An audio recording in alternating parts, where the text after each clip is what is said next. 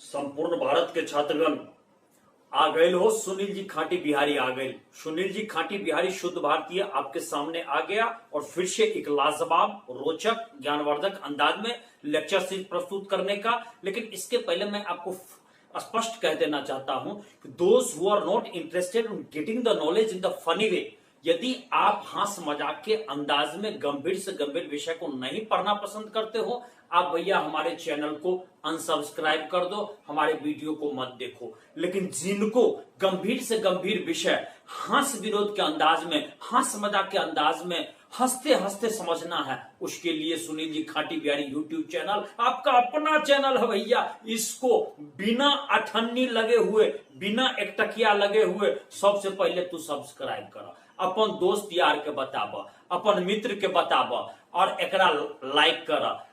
चलिए शुरुआत करता हूं। इस बार का जो विषय है ये 10वीं कक्षा के स्तर का है, हमारा पर्यावरण। ये ऐसा चैप्टर है जिसको आप 10वीं में भी पढ़ेंगे, 12th में भी पढ़ेंगे और किसी भी कंपटीशन प्रतियोगी परीक्षा की तैयारी के लिए भी पढ़ेंगे। सिर्फ इसका लेवल अलग होता है, सिर्फ इसकी गहराई अलग होती है। अभी हम 10वीं के लेवल का आपको बतला रहे हैं और शुरुआत कर रहा हूं बिना राग लपेट के। लीजिए भैया शुरू करिए। पर्यावरण किसको कहते हैं? पर्या माने चारों, इसमें आवरण, आवरण मीन्स घेरा। अब पर्याय जो आपके चारों तरफ है, तो चारों तरफ जो जिन घेरों से आप घिरे हुए हैं, बना हुआ है, उसको पर्यावरण कहते हैं। इसमें वातावरण भी आता है, जीव जंतु भी आता है, वस्तु भी आता है, हर चीज आता है पर्यावरण में। तो इसकी समग्र एकीकृत, समग्र मीन्स कि आप इसको एक जगह कर लीजिए, एकीकृत मीन्स इसको रबर से बांध दीजिए, जिस तरह से हम कहते हैं कि उसको एक यूनाइटेड, फ्रेगमेंटेड नहीं, उसको यूनाइटेड आइटम मानिए, तो ये आपका पर्यावरण कहलाता है। अब आइए अपशिष्ट पदार्थ का क्या प्रभाव पड़ता है पर्यावरण पर। तो सबसे पहले ये जान लो कि अपशिष्ट केकरा कहता रहो। हम तोरा के एगो उदाहरण देत बानी, हम अहाँ के एगो उदाहरण दे छो। मान लो अहाँ के एगो आम हम दे छो, तो अहाँ की करबे? सबसे पहले अहाँ ई करबे कि आम के छिलका तू हटा देबो, आ हटाबे के बाद की करबे, ओकर गुद्दा जे हेते, जो ओकर मूल चीज हेते, ओकरा अहाँ खा जेबे, काट के खा जेबे। इसके बाद तू का करबो, तो ओके बाद तोरा गुठली मिली, ओकरा चूस चूस के, ओकरा गुठली में जितना तोरा मलाई लगल बा, गुद्दा लगल बा, ओकरा दांत से तू खोर खोर के निकलबो, ऐसे किच किच करके। आ जब तोहार के बच जाए अवशिष्ट पदार्थ, तो ओकरा तू फेंक देबो। मान ले if you are taking the chicken, तो चिकन में क्या होता है कि यदि आप चिकन ही खा रहे हो, यदि आप मांसाहारी हो, मुर्गा खा रहे हो, तो उसमें आप उसके जो फ्लेश पार्ट है, जितनी पार्ट आपको खाने योग्य खा लेते हो, और बीच में यदि कोई हड्डी का टुकड़ा जिसको आप नहीं चबा पाते हो, उसको फेंक देते हो। तो उसको जिसको फेंक देते हैं, जिसकी जरूरत नहीं है, जिसकी आवश्यकता नहीं है, उसी को कहते हैं अपशिष्ट।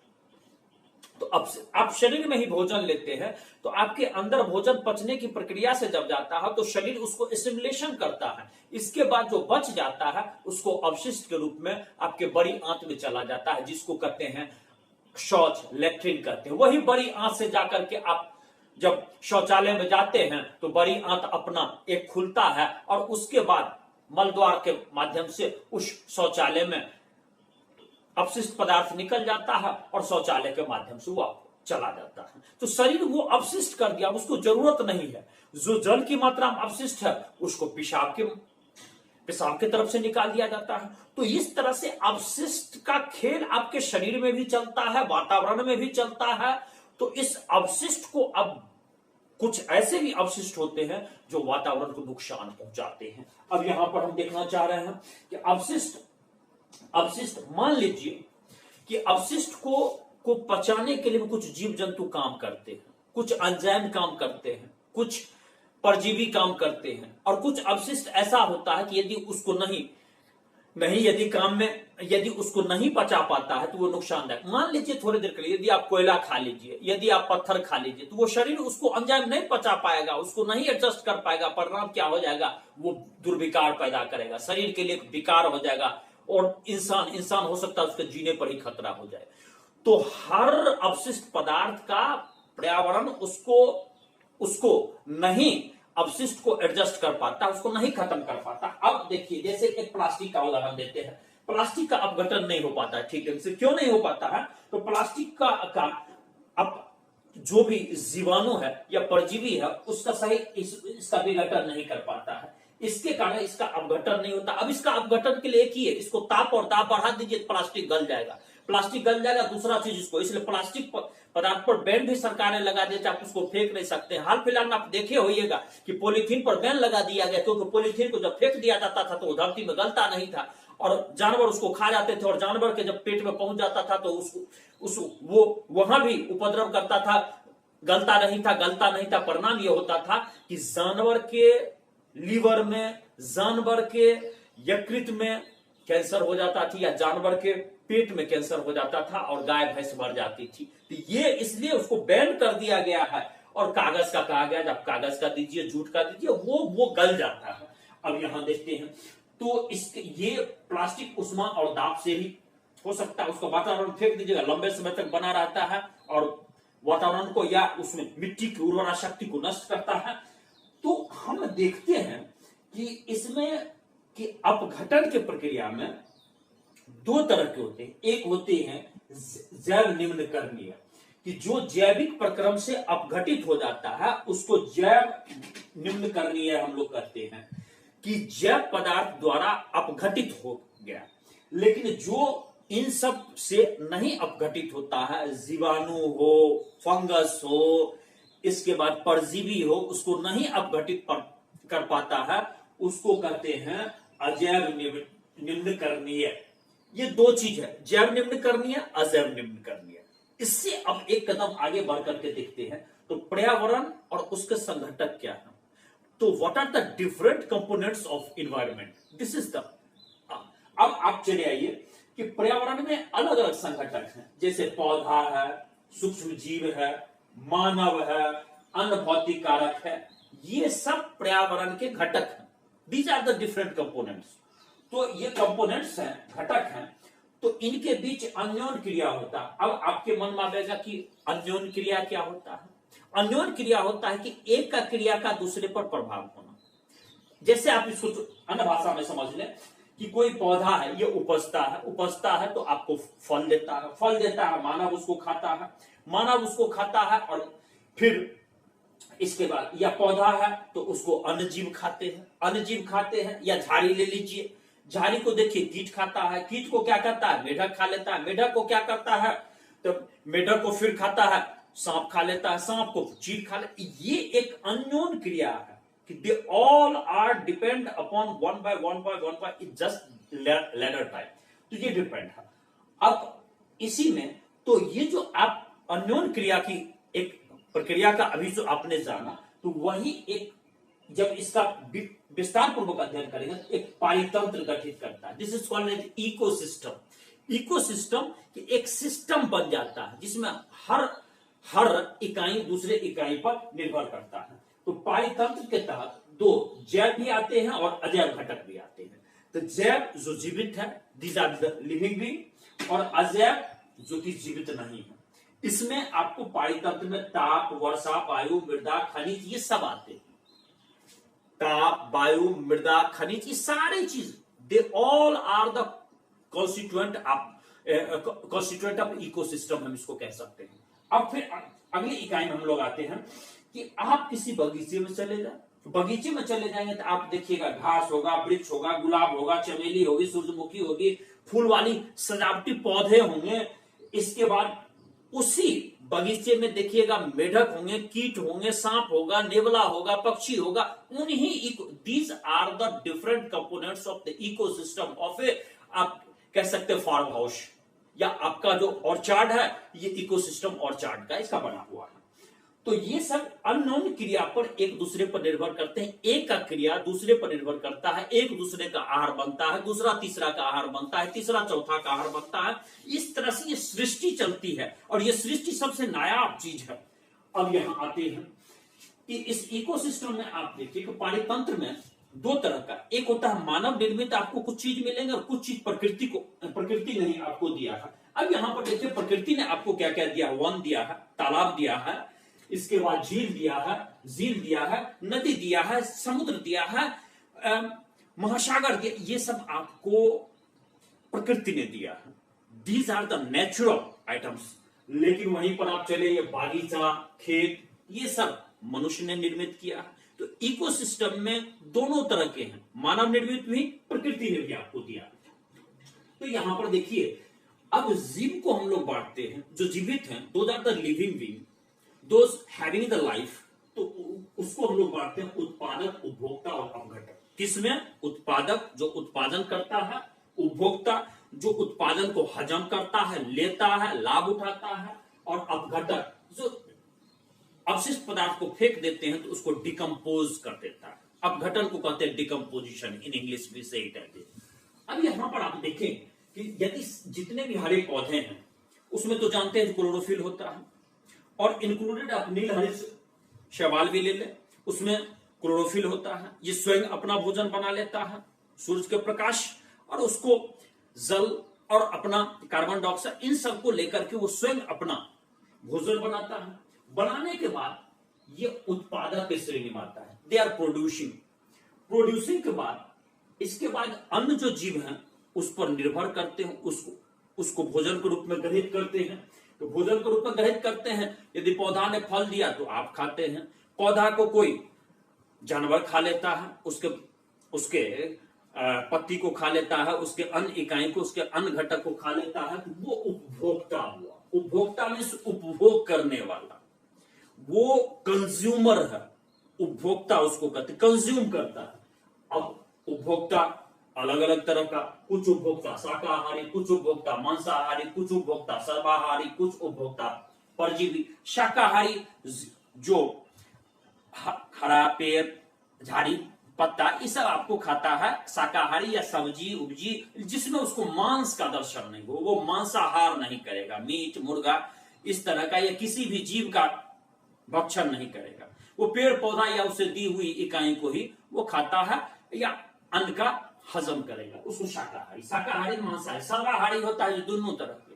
वो जैसे माने मिले तो माल, जिसको हम ये कह सकते हैं कि उसको जो मिलेगा। शाकाहारी यदि उसको पेड़ पौधे से यदि उपजने वाला चीज मिलेगा, अन्न मिलेगा, उसको भी खा लेगा। मांस यदि मांसाहार प्राप्त हो गया तो उसको भी खा लेगा। तो उसको हम कहते हैं मांसाहारी। कुछ आदमी के देख ले होगा कि वो आपको ऑलराउंडर होगा।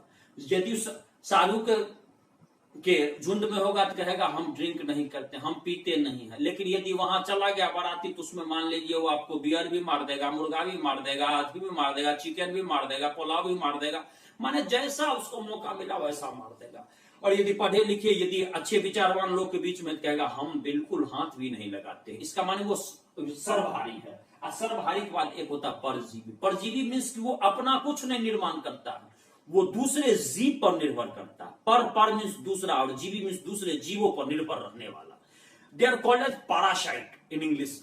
अब जैसे तू हो जानवर को, तू हो अभी परजीवी बा, तू 10वां में पढ़ता रहो आ तू यदि अपन गार्जियनमा के जखनी मांगता रहो हो पापा हमरा रिचार्ज ले पैसा दो, तो तोहर पापा कहा कहतो ये सारा दिन घूमते रहता है, सारा दिन इधर उधर बौआते रहता है और हम हमेशा रिचार्ज के लिए पैसा मांगता है, फलाना के लिए ढिकना के लिए पैसा मांगता है, कभी टी शर्ट के लिए मांगता है, कभी जींस के लिए मांगता है, कभी पेंट के लिए मांगता है। अरे मैंने कुकर में जिस दिन से जन्म लिया उस दिन से एक दिन भी चैन नहीं। क्यों?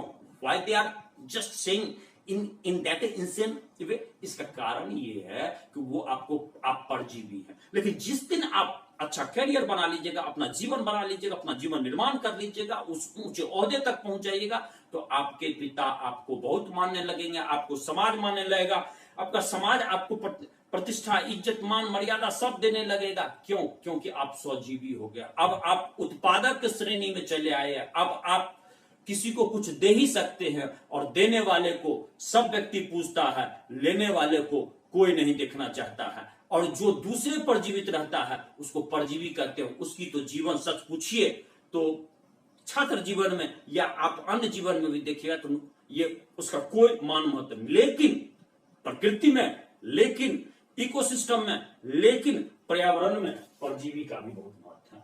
परजीवी में आता है जीवाणु, कवक, ऐसे सूक्ष्म जीव हैं जो अपमार्जक का काम करते हैं। अपमार्जक किसको कहते हैं? जैसे अपमार्जक किसी चीज को साफ करने वाला, कोई चीज को, कोई सड़ा गला मृत जीव को हमने फेंक दिया तो उसको वो धीरे धीरे गला उला करके उसके मांस बोटी को नोच करके फिर उसका हड्डी तड्डी गल करके मिट्टी में मिल जाता है, वो परजीवी ही काम करता है। तो परजीवी जटिल कार्बनिक पदार्थ को सरल कार्बनिक पदार्थ में बदल देता है और फिर वो भूमि में मिल जाता है, मिट्टी का अंश हो जाता है और मिट्टी में ही वो काल कबलित हो जाता है, यहां तक कि मिट्टी को उपजाऊ भी बना देता है। इसलिए परजीवी पर्यावरण के लिए आवश्यक अंग है, उपयोगी अंग।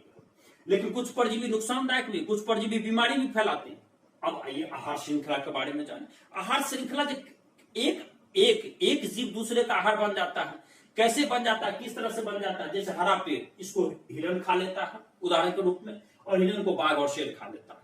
तो एक वो, अब दूसरा में ये झाड़ी है, झाड़ी को कीच खाता है, कीच को मेढक खा लेता है, मेढक को सांप खा लेता है और सांप को चील खा लेता है। एक दूसरी हमने आहार श्रृंखला के एक लाइन बदला। तीसरा देखिए, जलीय झाड़ी है, जलीय झाड़ी में कुछ जलीय झींगा होंगे, झींगा को मछली खा लेता है और मछली को फिर बगुला खा लेता है या मनुष्य भी खा लेता है। अब देखिए आहार श्रृंखला का, these are just straight line of the, कि ये आपका फूड इकोसिस्टम जो चल रहा है कि किस तरह का आहार श्रृंखला, ये आपको दिखा पड़ेगा फूड चेन। इसी से फिर आइए कि इसको हमने एक पिरामिड रूप में बदला कि ये उत्पादक है, उत्पादक बाद प्राथमिक उपभोक्ता है, प्राथमिक उपभोक्ता के बाद द्वितीयक उपभोक्ता है और यहाँ तृतीयक उपभोक्ता है। उत्पादक जैसे उत्पादन करता है तो प्राथमिक उपभोक्ता सबसे पहले ग्रहण करता है, फिर द्वितीयक उपभोक्ता ग्रहण करता है, फिर तृतीयक उपभोक्ता ग्रहण करता है।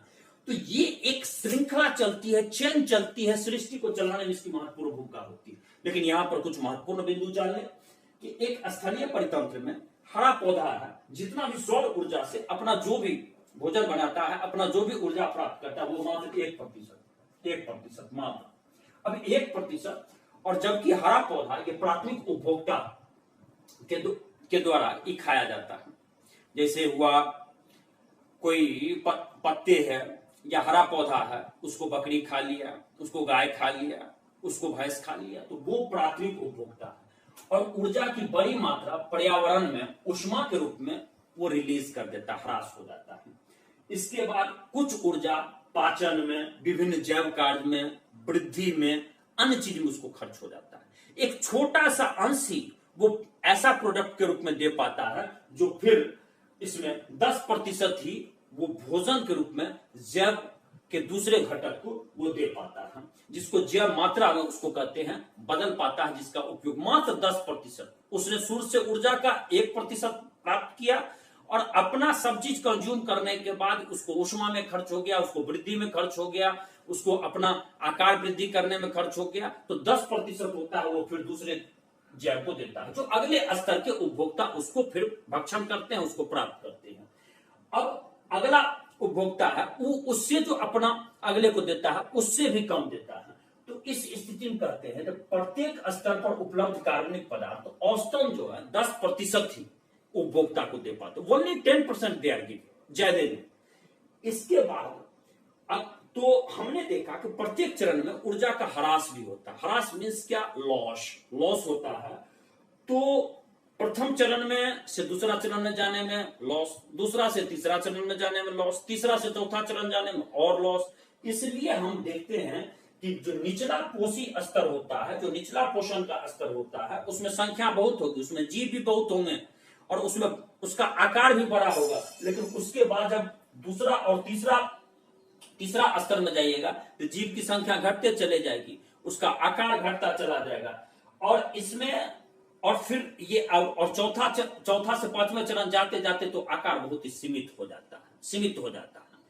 तो यहाँ पर और यदि आहार श्रृंखला पर भी यदि गहराई से ध्यान दीजिएगा तो जरूरी नहीं है कि एक जीव को, जरूरी नहीं है कि हिरण को बाघ शेर खाता है, जरूरी नहीं। हिरण को यदि मौका मिलेगा तो चीता भी खा जाएगा, हिरण को यदि मौका मिलेगा तो फिर तेंदुआ भी खा जाएगा।